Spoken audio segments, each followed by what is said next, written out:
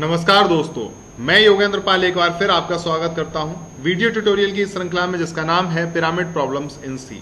दोस्तों, आपको याद होगा हमने अपने पिछले वीडियो में एक बाइनरी पैटर्न बनाने के बारे में सीखा था। अब आप और मैं हम दोनों ही बाइनरी पैटर्न बहुत आसानी के साथ बना सकते हैं। अपने आज के इस वीडियो में मैं आपको एक निश्चित लंबाई और चौड़ाई का बाइनरी पैटर्न बनाने के बारे में बताऊंगा। तो हम 5x5 का बाइनरी पैटर्न बनाएंगे। देखिए किस तरह का दिखना चाहिए 5x5 का बाइनरी पैटर्न। देखिए कुछ इस तरह का यह बाइनरी पैटर्न दिखना चाहिए। ठीक है, तो बनाते हैं बाइनरी पैटर्न 5x5। तो यह हमारा पिछला प्रोग्राम है जिसमें हमने बाइनरी पैटर्न बनाया था। अब इस प्रोग्राम को हम सेव कर लेते हैं एक नए नाम से और इसको हम नाम देते हैं binary pattern width cross height.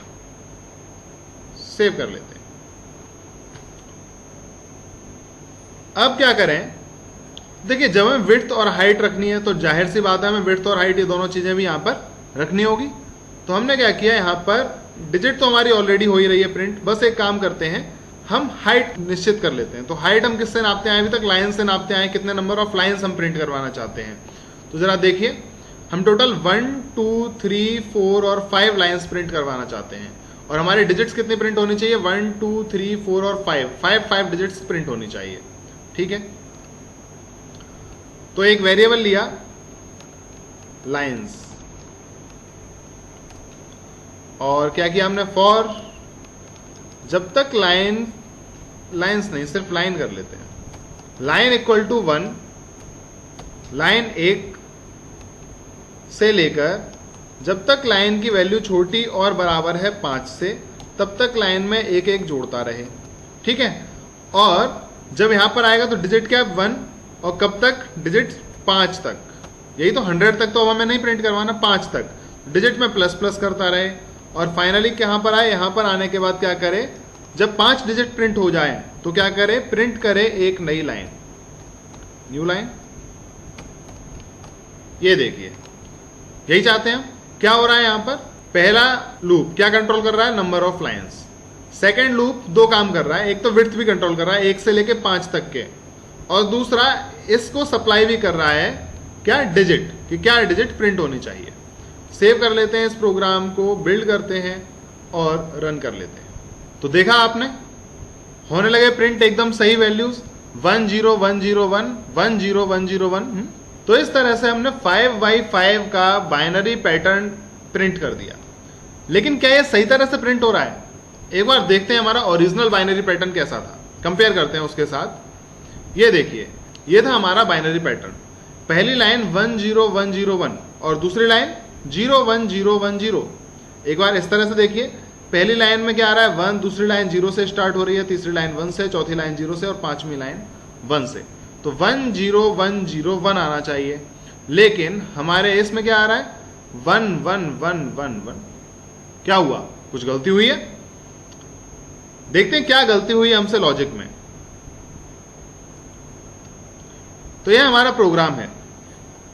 अच्छा, वहां पर 1 0 1 0 1 0 प्रिंट किसकी वजह से हो रहा है, इस वैल्यू की वजह से हो रहा है। और ये डिजिट जो सप्लाई होता है उसमें ही 1 और 0, उसमें मॉड्यूलस 2 होता है, उसके बाद 1 0 प्रिंट होता है। तो एक बार जरा लॉजिक समझते हैं। क्या हुआ, यहां से लाइन नंबर 1 आई, ठीक है, तो यहां पर आया digit number 1, okay, first digit गई, क्या हुआ 1 मॉड्यूलस 2 हो गया। तो 1 मॉड्यूलस 2 यानी कि 1 प्रिंट हो गया। और सेकंड टाइम में क्या हुआ, डिजिट प्लस हो गई तो 2 मॉड्यूलस 2 हो गया, तो 0 हो गया। थर्ड टाइम में 3 मॉड्यूलस 2 तो 1 हो गया। ठीक है, अब अगर यहां से लाइन सेकंड आई है, सेकंड लाइन जब आई तो भी डिजिट की वैल्यू कितनी हुई 1, और डिजिट की वैल्यू 1 हुई, इसीलिए यहां पर 1 मॉड्यूलस 2 यानी कि 1 हो गया। समझ में आया आपको मैं क्या कह रहा हूं, एक बार फिर से बताता हूं मैं क्या कह रहा हूं। देखिए जब लाइन की वैल्यू ऊपर से आई 1 तो भी डिजिट की वैल्यू क्या है 1, और जब डिजिट की वैल्यू 1 है तो 1 मॉड्यूलस 2 कितना आया 1। जब लाइन की वैल्यू ऊपर से आई 2 तो भी डिजिट की वैल्यू किससे इनिशियलाइज हो गई 1 से, और इसी वजह से सेकंड लाइन भी 1 से स्टार्ट हुई। ये प्रॉब्लम यहां पर आ रही है। तो इसका मतलब ये है कि इसमें कुछ प्रॉब्लम है। हमें यहां पर ये वेरिएबल अगर हम सेम रखेंगे, यानी कि इस फॉर लूप के लिए जो वेरिएबल हम इस्तेमाल कर रहे हैं वही वेरिएबल अगर हम यहां पर इस्तेमाल करेंगे तो हमेशा प्रॉब्लम आती ही रहेगी, क्योंकि फॉर लूप को हमें हमेशा 1 से इनिशियलाइज करना ही पड़ेगा। हम कभी इसको 1 2 3 4 ऐसा तो नहीं कर सकते। और इसको तो हमें क्या करना पड़ेगा, इन दोनों वेरिएबल को अलग अलग रखना पड़ेगा। तो एक काम करते हैं, इस डिजिट को तो यहां फिक्स रहने देते हैं क्योंकि ये थोड़ा सेंस बना रहा है इस जगह के लिए, लेकिन ये डिजिट सेंस नहीं बना रहा, इसको हम रिप्लेस कर देते हैं विड्थ से, तो थोड़ा सा सेंस बनेगा, विड्थ और विड्थ। लेकिन एक बात तो आपको भी पता होगा कि डिजिट प्लस प्लस होते रहना बहुत जरूरी है। अभी तक देखिए हमने डिजिट इक्वल टू 1 किया था, digit less than equal to 5 था यहां पर, और डिजिट प्लस प्लस किया था। तो डिजिट प्लस प्लस होना बहुत ही इंपॉर्टेंट है, इसलिए हम इस लूप के अंदर ही क्या कर देते हैं, डिजिट प्लस प्लस कर देते हैं। और डिजिट को हम ऊपर ही इनिशियलाइज कर देते हैं, किससे, 1 से इनिशियलाइज कर देते हैं। अब थोड़ा थोड़ा ये प्रोग्राम सेंस बनाने लगा। अब हमारे पास टोटल 3 वेरिएबल्स हैं। यहां पर विड्थ हमें डिक्लेयर करना पड़ेगा, डिक्लेयर नहीं किया अभी तक हमने, डिक्लेयर कर देते हैं। तो हमारे पास टोटल 3 वेरिएबल हैं, इन तीनों को हम अलग अलग कंट्रोल कर सकते हैं। तो पहला है लाइन। क्या हमें लाइन कंट्रोल करने की जरूरत है? नहीं, क्योंकि हमें 5 लाइन प्रिंट करवानी है जो एकदम सही तरह से प्रिंट हो रही है। ठीक है। क्या हमें विड्थ कंट्रोल करने की जरूरत है? हमें टोटल 5 डिजिट की विड्थ चाहिए। नहीं, हमें शायद वो भी कंट्रोल करने की जरूरत नहीं है। हमें कंट्रोल किसको करना है? डिजिट को कंट्रोल करना है। क्यों? पहली वायर में, यानी कि जब लाइन की वैल्यू 1 हो तो डिजिट की वैल्यू कितनी होनी चाहिए? 1 होनी चाहिए। लेकिन जब लाइन की वैल्यू 2 हो तो डिजिट की वैल्यू कितनी होनी चाहिए? 2 होनी चाहिए। जब लाइन की वैल्यू 3 हो तो डिजिट की वैल्यू 1 होनी चाहिए। जब लाइन की वैल्यू 4 हो तो डिजिट की वैल्यू 2 होनी चाहिए। तो इसका मतलब क्या है कि जब भी इवन लाइन हो तो डिजिट की वैल्यू हो 2, और जब भी ऑड लाइन हो तो डिजिट की वैल्यू क्या होनी चाहिए? 1 होनी चाहिए। तो ये चीज हमें समझ में आ गई। तो क्या करते हैं, लॉजिक लगा देते हैं यहीं पर। क्या करते हैं, जैसे ही लाइन पता लगाया कि इस समय कौन सी लाइन है, उसके ठीक बाद हम चेक करेंगे। क्या चेक करते हैं? यदि लाइन की वैल्यू ऑड है, अगर लाइन मॉड्यूलस 2 की वैल्यू है 1, क्या हुआ यहां पर?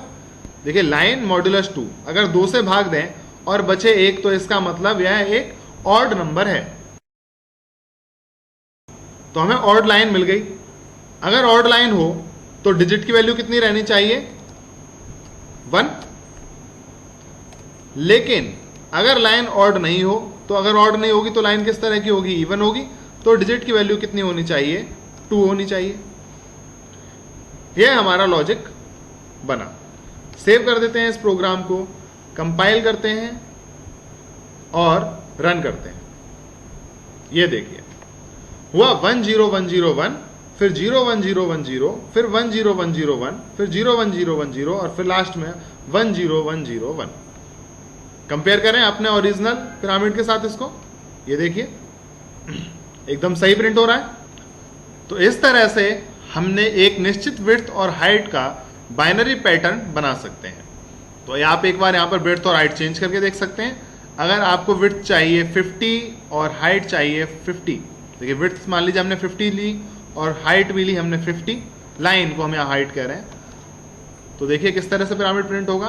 बिल्ड किया और रन कर दिया, ये देखिए असल में हमने 50 थोड़ा ज्यादा कर दिया, 50 इस लाइन से नीचे आ गया, इस वजह से आपको नीचे दिखाई दे रहा है। थोड़ा कम कर देते हैं, 50 की जगह यहां ले देते हैं 30। सेव करते हैं, बिल्ड करते हैं और रन करते हैं। देखिए आया 1 0 1 0 1 0 1 0 1 0। इस तरह से आप एक बाइनरी पैटर्न एक निश्चित विड्थ और हाइट का प्रिंट करवा सकते हैं। इस वीडियो में तो हमने एक निश्चित लंबाई और चौड़ाई का बाइनरी पैटर्न प्रिंट करवाना सीखा, और पिछले वीडियो में हमने बाइनरी पैटर्न प्रिंट करवाना सीखा था। तो यदि आप ये दोनों चीज सीख चुके हैं, तो अब हम एक right angled binary pattern pyramid print करवाने की तरफ बढ़ सकते हैं। तो अपने अगले वीडियो में मैं आपको बताऊंगा कि हम किस तरह से एक binary pattern right angled pyramid बना सकते हैं। तो मिलता हूं आपसे अपने अगले वीडियो में, तब तक के लिए इजाजत दीजिए, नमस्कार।